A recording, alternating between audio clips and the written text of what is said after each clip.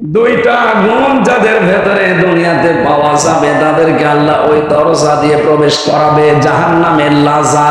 এ দরজার নাম তাদউ মান আদবারা ওয়া তাওয়াল্লা ওয়া জামাআ ফাআওয়া। এক নম্বরে যাদেরকে সত্যের দিকে আহ্বান করা হয়, সত্যকে সত্য জানার পরও যারা পৃষ্ঠ প্রদর্শন করে, মুখ ফিরিয়ে চলে যায়।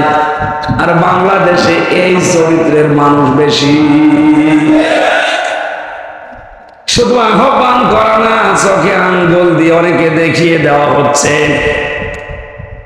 এরপরেও শুধু আমার বাবার মুরিদ না, আমার দলের লোক না, এই জন্য হামজারে মানে না। কথা বলছে না কেন? লাজা নামক দরজা দিয়ে প্রবেশ করিয়ে চামড়া খসাবে আল্লাহ প্রথম কাদের? যাদেরকে সত্যের দিকে ডাকা হয়। এটা জানার পরও যে মানুষগুলো মুখ ফিরিয়ে পৃষ্ঠ প্রদর্শন করে অহংকার করে চলে যায়, আপনি দেখেন এখানেও চরিত্রের মানুষ আছে। দ্বিতীয় নম্বরে